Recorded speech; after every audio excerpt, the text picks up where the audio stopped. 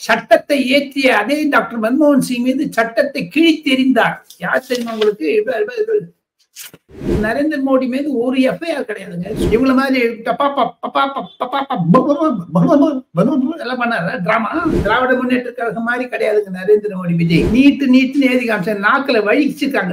செங்கலை காமிக்கிறார். நீட்டை ஒழிப்போன்னு சொல்லிட்டு செங்கலை காமிக்கிறாங்க. திருவள்ளூருக்கு காய உடனே இவங்களுக்கு கோச்சுக்கிறாங்களே, நீட்டு எங்க கொண்டுலன்னு கேட்டா கோச்சுக்க மாட்டாங்க, அடிக்க வருவாங்க, ஜெயில போடுவாங்க. திராவிட முன்னேற்ற கழகத்திற்கு குறிப்பாக ராம் என்றாலே அவங்க வித்துன்னு சுப்ரீம் கோர்ட்ல அப்ளிகேஷன் ஃபைல் பண்ணார் நம்ம டிஆர் கருணாநிதி அவர்கள். ஐயா கருணாநிதி வயசானவர், அந்த வயசுல கேட்டார் ஒரு கேள்வி, ராமர் என்ன இன்ஜினியரோ? இன்ஜினியருக்கு படிச்சவரோ? என்னங்க அது நக்கல் கொழுப்பு.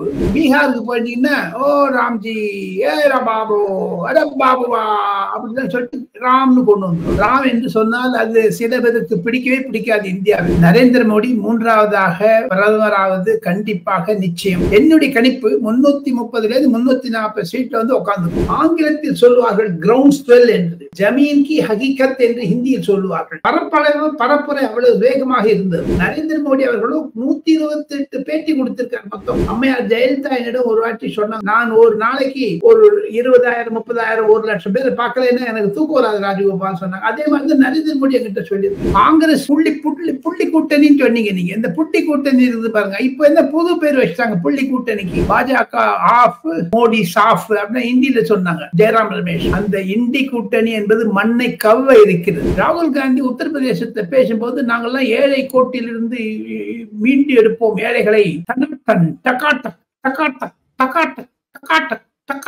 பைத்தியக்காரன் மாதிரி பேசினார், லூஸ் மாதிரி. இவர் யாருங்க அந்த பூவை பிரிச்சு போறதுக்கு, இதை புடுங்கிறதுக்கு யாருங்க வருது? மரியாதை இல்லாமல் காங்கிரஸ் மட இந்தியாவில் மடிந்து வெடித்து செத்து வச்சு டெவலப்மெண்ட் தெருக்கூத்தாடி மாதிரி இந்த அரவிந்த் கெஜ்ரிவால் என்ன குடுக்கு டுக்கு டுக்கு டுக்கு டுக்கு டுக்கு டுக்குன்னு ஒரு டான்ஸ் ஆடுறாரு. நாரதர் மீடியா உணர்வாளர்களுக்கு வணக்கங்கள். நான் உங்கள் விஜய் சின்னசாமி. இன்று நம்முடன் இணைந்து இருக்கிறார் டெல்லியில் இருந்து மூத்த பத்திரிகையாளர் ஆர் ராஜகோபாலன் அவர்கள். வணக்கம் ஜி. நமஸ்காரம். நமஸ்காரம். விஜய், டெல்லியில ஹரியானாக்கு போனீங்கன்னா வச்சுக்கலாம், அங்க வந்து நமஸ்காரம் வணக்கம் அதெல்லாம் கிடையவே கிடையாது. ராம் ராம், ஜெயராம், ஜெய் ஸ்ரீராம் அப்படின்வாங்க. அது ஜாட்டுங்களுக்கு நடுவில் ராம் என்று சொல்வது உண்மை என்று பெயர். ராம் என்றால் உண்மை என்று அர்த்தம். உத்தரப்பிரதேசத்துக்கு போனீங்கன்னா ஜெய் ஸ்ரீராம்னு சொல்லுவாங்க. அதே மாதிரி பீகாருக்கு போயிட்டீங்கன்னா ஓ ராம்ஜி, ஏ பாபு, அட பாபுவா அப்படின்னு சொல்லிட்டு ராம்னு கொண்டு வந்துருவாங்க. சோ இந்த வட இந்தியாவில் இந்த ராமர் என்பது இணைந்த சமாச்சாரம். வட இந்தியாவில் அனைவரும் நமஸ்காரம் சொல்லுவார்கள், பிறகு வணக்கம் சொல்லுவார்கள். அந்த வழக்கத்திலேயே நான் நமஸ்காரம் சொல்லி பழக்க விட்டேன். தாங்கள் கூறியதற்கு ஒரு ராமராம் என்று சொல்லலாம் என்று இருந்தேன். ஒரு பழக்கத்தில் வந்து விட்டதனால் ராம் என்று சொன்னால் அது சில பேருக்கு பிடிக்கவே பிடிக்காது இந்தியாவில். ராம் என்று ஒரு கருத்து இருந்ததுன்னா ராமேஸ்வரம், ராம்நாட், ராமசுவாமி, ராமேஸ்வரன், எத்தனை பேர் இருக்கு தமிழ்ல? ஒன்னா ரெண்டா? ஆனா ராமே பிடிக்கிறது கிடையாது. திராவிட முன்னேற்ற கழகத்திற்கு குறிப்பாக ராம் என்றாலே அவங்க வித்துன்னு சுப்ரீம் கோர்ட்ல அப்ளிகேஷன் ஃபைல் பண்ணார் நம்ம டிஆர் பால். கருணாநிதி அவர்கள். ஐயா கருணாநிதி வயசானவர், அந்த வயசுல கேட்டார் ஒரு கேள்வி, ராமர் என்ன இன்ஜினியரோ? இன்ஜினியருக்கு படிச்சவரோ? என்னங்க அது நக்கல் கொழுப்பு. தாங்கள் கேள்வி கேளுங்க, நான் சொல்லுகிறேன். காரணம் இது நடுவில் ஒரு மனசுல டக்குன்னு வந்து சொல்லணும்னு சொல்லிவிட்டேன். சரிங்க ஜி, கேள்வியில ஆரம்பிச்சிடலாம் நம்ம. அதாவது முன்னாடி தேர்தலுக்கு முன்பாக செய்தி ஊடகங்கள் பல பேர், அரசியல் விமர்சகர் எல்லாருமே சொன்னது என்னன்னா, பாஜக தான் மீண்டும் ஆட்சி அமைக்க போகிறது, இத்தனை இடங்கள் அப்படின்னு சொல்லி பல கருத்துக்களை தெரிவித்து வந்தனர். ஆனா இப்போது என்னன்னு பாத்தீங்கன்னா, இண்டி கூட்டணி, அதாவது புள்ளி வைத்த இந்தியா கூட்டணி தான் வெற்றி பெற போகிறது அப்படி என்பதை போலவும், பாஜகவிற்கு ஓரளவு தான் வெற்றி கிடைக்க போகுது என்பதை போலவும் பல செய்தி ஊடகங்கள்லாம் அவர்களது கருத்தை தெரிவித்து வருகின்றனர். அது மட்டும் இல்லாம பாத்தீங்கன்னா, அதாவது பாஜகவின் எதிர்கட்சிகளும் என்ன சொல்கிறதுன்னா, பாஜகவிற்கு ஒரு 200 இடங்கள், 250 இடங்கள் அப்படின்னு சொல்லிட்டு வராங்க. உங்களோட பார்வையில உங்களோட கணிப்பு என்ன? பாஜகவின் வெற்றி எப்படி அமைய போகிறது? எத்தனை இடங்களை பாஜக வெற்றி பெற போகிறது? ஜி, நாரதர் மீடியா நேயர்களுக்கும் விஜய் சின்னசாமி நேயர்களுக்கும் என்னுடைய ராம். நரேந்திர மோடி மூன்றாவதாக பிரதமராவது கண்டிப்பாக நிச்சயம். அவர் பேப்பர்ல எழுதி வச்சுக்கலாம். என்னுடைய கணிப்பு 330 340 சீட்ல வந்து உட்கார்ந்துக்கும். ஏன்னா ஆங்கிலத்தில் சொல்லுவார்கள் கிரவுண்ட் ஸ்வெல் என்று, ஜமீன் கி ஹகீகத் என்று ஹிந்தியில் சொல்லுவார்கள். பரப்புரை அவ்வளவு வேகமாக இருந்தது. நரேந்திர மோடி அவர்களும் 128 பேட்டி கொடுத்திருக்கார் மொத்தம் தொலைக்காட்சிகளுக்கு, பத்திரிகைகளுக்கு. அந்த 128 ஒரே ஒரு குறிப்பு என்ன சொல்றாருன்னு கேட்டீங்கன்னா, 4ஆம் தேதி ஜூனுக்கு வாசம் எதிர்கட்சி இருக்காதுன்னு, அப்கி பார் 400 கி பார், இந்த முறை 400 தாண்டி என்று. அவர் பிரதிதினம் பொதுமக்களுடன் சம்பாஷணை பேச்சுவார்த்தை நடத்தல. அம்மையார் ஜெயலலிதா என்னிடம் ஒரு வாட்டி சொன்னாங்க, ரொம்ப உண்மையான தகவல். நான் ஒரு நாளைக்கு ஒரு 20,000 30,000 1,00,000 பேர் பார்க்கலன்னா எனக்கு தூக்கம் வராது ராஜகோபால் சொன்னாங்க. அதே மாதிரி நரேந்திர மோடி என்கிட்ட சொல்லியிருக்காரு. அந்த ஒரு பொதுமக்களுடைய இன்டராக்ஷன், அவர்களுடன் பேசுவது, அதுதான் முக்கியங்க விஜய். காங்கிரஸ் புள்ளி கூட்டணின்னு சொன்னீங்க நீங்க. இந்த புள்ளி கூட்டணி இருக்குது பாருங்க. இப்ப என்ன புது பேர் வச்சுட்டாங்க புள்ளி கூட்டணிக்கு. அந்த முதல் 2வது 3வது கட்ட தேர்தலில் எல்லாம் காங்கிரஸ் வெற்றி விட்டதுன்னு சொன்னாங்க. பாஜக ஆஃப், மோடி சாஃப் அப்படின்னு ஹிந்தியில சொன்னாங்க. ஜெயராம் ரமேஷ் ஐயா ராகுல் காந்தி அவர்களுக்கு மரியாதையுடன் சொல்லிக் கொள்வது ஒரே ஒரு வார்த்தை விஜய், அந்த இண்டி கூட்டணி என்பது மண்ணை கவ்வ இருக்கிறது. இண்டி கூட்டணி வட இந்தியாவில் காங்கிரஸ் 40 இடங்களுக்கு மேல் பெற்றால் அது அப்கி பார் 400 கி பார்னு இவங்க தைரியமா சொல்றாங்க, காலரை பிடிச்சி வச்சுட்டு. ஆனா காங்கிரஸ் அந்த சொல்ல முடியுமா? இந்த மாதிரி 40க்கு கீழே 40 கீழேன்னு சொல்லி 40 கீழே 2 டிஜிட் தாண்டாது விஜய். ஒன்று புள்ளி டூட்டன்னு சொன்னீங்க. இப்போ 2வது 3வது வாக்கு விதத்துல ரொம்ப ஜெயிச்சிட்டாவே சொன்னாங்க, என்ன பிரமாதம். இப்ப பாருங்க, அவங்க வந்து தேர்தல் அறிக்கையை விட்டுட்டு விஜய் ஸ்லேடையாக, கிண்டலாக, கேலியாக பொதுமக்களை என்னவோ ஒரு பூ மாதிரி நினைச்சாங்களா இல்ல என்ன நினைச்சாங்கன்னு தெரியல. அந்த விஷயத்துல பாத்தீங்கன்னா ஒரு வேடிக்கை, ராகுல் காந்தி உத்தரப்பிரதேசத்தை பேசும்போது நாங்கள்லாம் ஏழை கோட்டிலிருந்து மீண்டு எடுப்போம் ஏழைகளை, எவ்ரி மாதம் மாதம் ஜூலை மாதம் பிப்ரவரி மாதம் ஏப்ரல் மாதம்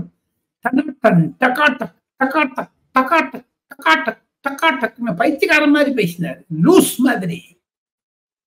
ஒரு தேர்தல் மேனிபெஸ்டோ அதிகமா கொண்டு அது உடனே யோக நம்ம அகிலேஷ் யாதவ் டனாட்டன், அதுக்கப்புறம் தேஜஸ்வி யாதவ் பட்டாபட். என்னங்க இது?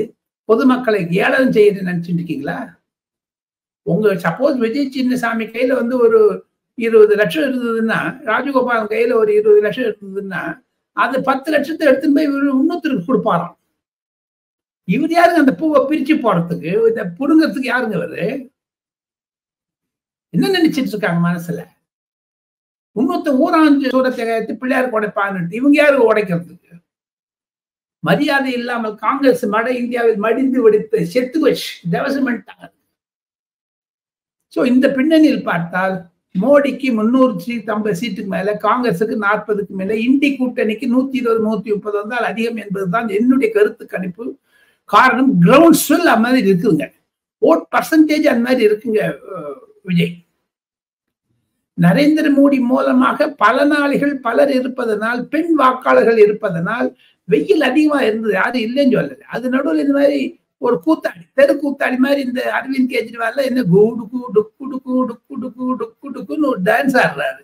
இன்னைக்கு கேன்சர் அப்ளிகேஷன் போட்டிருக்காரு சுப்ரீம் கோர்ட்ல, எனக்கு கேன்சர், எனக்கு ஜெயில போகக்கூடாதுன்ட்டு. இப்ப நீ ஏன் ஊழல் பண்ணீங்க? இதெல்லாம் காரணம் அவருடைய மனைவியை 5ஆம் தேதி ஜூன் மாசம் தோற்று பிறகு அவர்கள் 5ஆம் தேதி சுனிதா கேஜ்ரிவாலை முதலமைச்சராக நிறுத்த வேண்டும் என்று ஒரு தீவிர பணியில் ஆழ்ந்து விட்டார்கள். அதுதான் நிதர்சனம் விஜய். பாஜக தான் உறுதியா வெற்றி பெறும் அப்படின்னு நீங்க அழுத்தம் திருத்தமாக 300ல இருந்து 400 இடங்கள் வந்து பிடிக்க போகிறதுன்னு சொல்லிருக்கீங்க. அவங்களும் அதான் சொல்றாங்க. என்ன சொல்றாங்கன்னா, நாங்க ஜூன் 4 பிறகு வெற்றிக்கு பிறகு 10ஆம் தேதி பிரதமராக மோடி அவர்கள் வந்து பதவி ஏற்பார். அதை வந்து நாங்க இந்த மாதிரி எல்லாம் வந்து கொண்டாட போகிறோம் அப்படின்னு. அதற்கு G20யில் கலந்து கொள்ள இருக்கக்கூடிய தலைவர்கள்லாம் கலந்து கொள்ள போவதாகவும் வந்து செய்திகள் வெளிவருகிறது. அந்த கொண்டாட்டத்தை, அதாவது வந்து 3வது முறையாக பாரத பிரதமராக மோடி அவர்கள் வந்து பதவியேற்பது, அந்த நிகழ்வு எப்படியாக வந்து பாஜக கொண்டாடவிருக்கிறது, இது குறித்தான தகவல்கள் தடபுடலாக மிக மிக சிறந்ததாக பட்டாசு வெடிச்சு லட்டு கொடுத்து எல்லாம் கொண்டாட போறாங்க. சாதாரணம் இல்லைங்க விஜய். 3வது முறையாக சட்டத்தை இயற்றிய அதே டாக்டர் மன்மோகன் சிங் மீது சட்டத்தை கிழித்தெறிந்தார். யார் தெரியுமா உங்களுக்கு?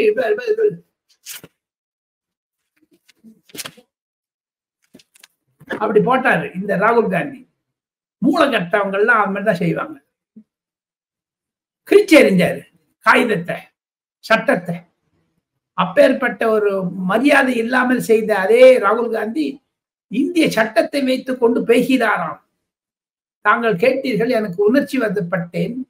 நரேந்திர மோடி அந்த மாதிரி ஒரு விதமான நரேந்திர மோடி மீது ஒரு எஃப்ஐஆர் கிடையாதுங்க. ஸ்கூட்டரையோ 2 வீலரையோ ராங் சைட்ல பார்க் பண்ண, அவர் கார் ஓட்ட தெரியாது, எங்கிட்டே சொல்லியிருக்காரு.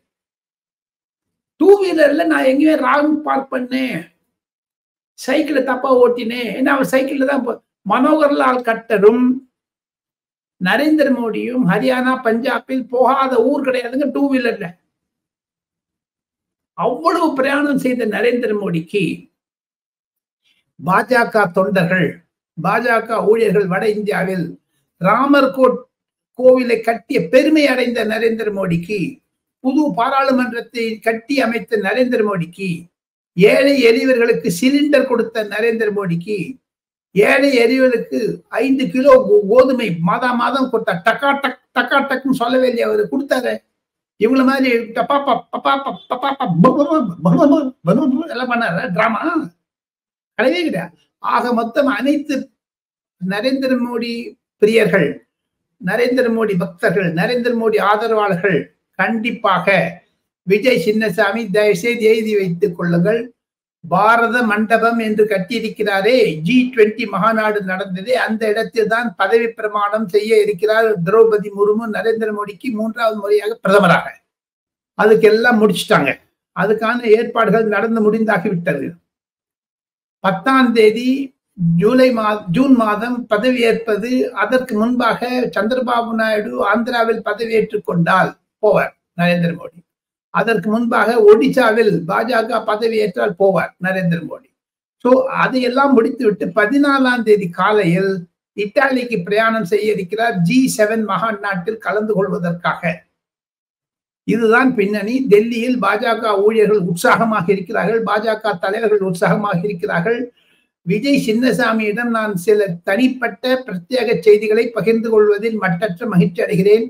JP நட்டா அவர்களும், அமித்ஷா அவர்களும், ராஜ்நாத் சிங் அவர்களும், நரேந்திர மோடி அவர்களும் பிரதி தினம் நாளை முதல் 28, 29, 30, அப்புறமா வந்து ஜூன் 1, 2 இந்த 5 நாட்கள், வரக்கூடிய 5 நாட்கள் பிரச்சாரத்தில் இருந்து வந்தவுடன் இரவு 10 மணி முதல் உட்கார்ந்து கொண்டு யார் யார் முதலமைச்சராக, யார் யார் பிரதம அமைச்சருக்கு சாதகமாக மந்திரி மண்டல் இருக்க வேண்டும் என்று பட்டியலிட இருக்கிறார்கள்.